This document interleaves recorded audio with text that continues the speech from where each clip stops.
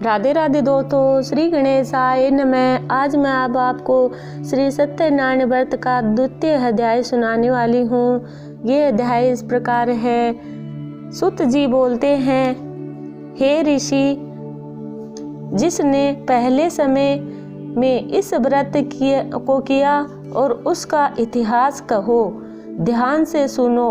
सुंदर काशी नगरी में एक अत्यंत निर्धन ब्राह्मण रहता था। वह भूख व प्यास से बेचैन हुआ नित्य ही पृथ्वी पर घूमता था। ब्राह्मणों से प्रेम करने वाले भगवान ने ब्राह्मणों का रूप धारण करके उसके पास जाकर आदर से पूछा, हे विप्र, नित्य दुखी हुआ पृथ्वी पर क्यों घूमता है? दीन ब्राह्मण बोला, मैं निर्धन हूँ, मैं ब्राह्मण हूँ, भिक्षा के लिए ही पृथ्वी पर फिरता हूँ। हे भगवान, यदि आप इसका उपाय जानते हो तो कृपा करके कहो। बुद्धि ब्राह्मण बोला कि श्री सत्यनारायण भगवान मनवांछित फल देने वाले हैं, इसलिए हे ब्राह्मण, तू उनका पूजन कर, जिसके करने से मनुष्य सब दुखों से मुक्त हो जाते हैं। और ब्राह्मणों के व्रत का सारा ही विधान बतला दिया।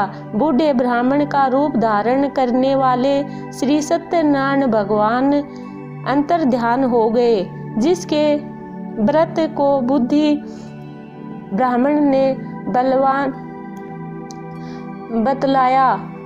मैं उनको करूँगा, यह निश्चय ही करने पर उसने रात में नींद नहीं आई।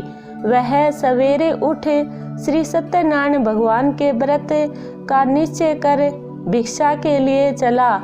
उस दिन उसको भिक्षा में बहुत धन मिला, जिससे वह बंधु बांधवों के साथ श्री सत्यनारायण व्रत किया। इसके करने से वह विप्र सब दुखों से छुटकर अनेक प्रकार की संपत्ति से युक्त हुआ।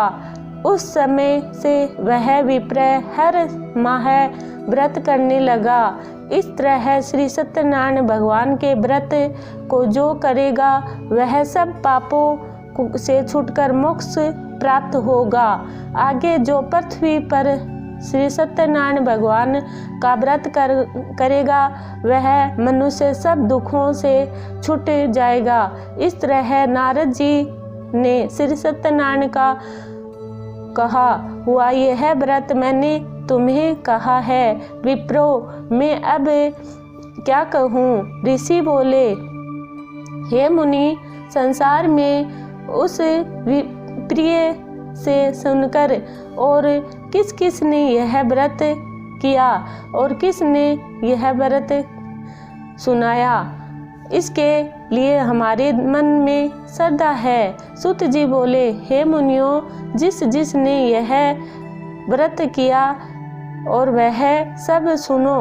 एक समय वह विप्र धन और ऐश्वर्य के अनुसार बंधु बांधवों के साथ व्रत करने को तैयार हुआ। उसी समय एक लड़की बेचैन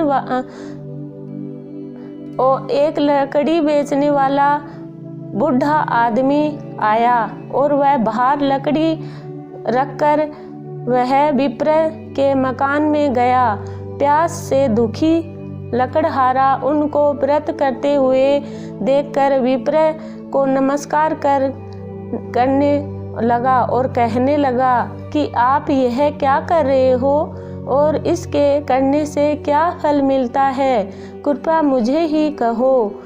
ब्राह्मण ने कहा, सब मनोकामनाओं को पूर्ण करने वाला यह श्री सत्यनारायण भगवान का व्रत, इसी की कृपा से मेरे यह धन और धान्य की वृद्धि हुई है।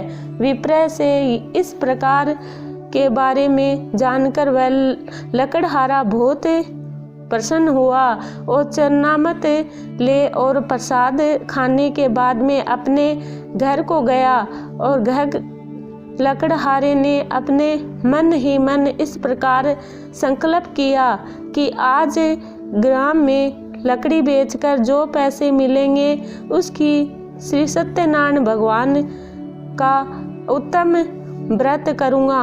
यह मन में विचार वह बूढ़ा आदमी लकड़हारा अपने सिर पे लकड़ियों का गट्ठा रखकर जिस नगर में धनवान लोग रहते थे उसमें गया। उसे सुंदर नगर में गया। उस नगर में रोज से वह वहाँ पर उसे उन लकड़ियों का दाम पहले से अधिक मिला।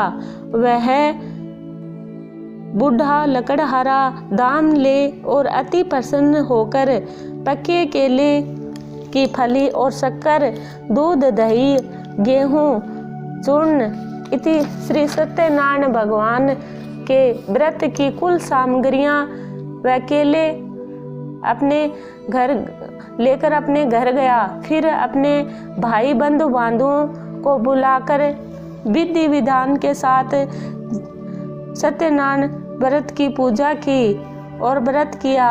उस व्रत के प्रभाव से वह बूढ़ा लकड़हारा धन और पुत्र आदि से युक्त हुआ। उस व्रत के प्रभाव से वह बूढ़ा लकड़हारा धन और पुत्र के युक्त हुआ और संसार में समस्त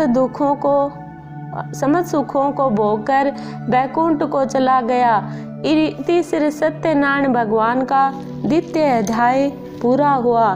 श्रीमन नारायण नारायण हरि हरि, सत्यनारायण नारायण हरि हरि, लक्ष्मी नारायण नारायण हरि हरि, भजमन नारायण नारायण हरि हरि, तेरी लीला सबसे न्यारी न्यारी हरि हरि। इस प्रकार मैंने आपको श्री सत्यनारायण भगवान की द्वितीय अध्याय की कथा सुनाई है। अगर आपको अच्छी लगे तो चैनल को सब्सक्राइब करना, बेल आइकन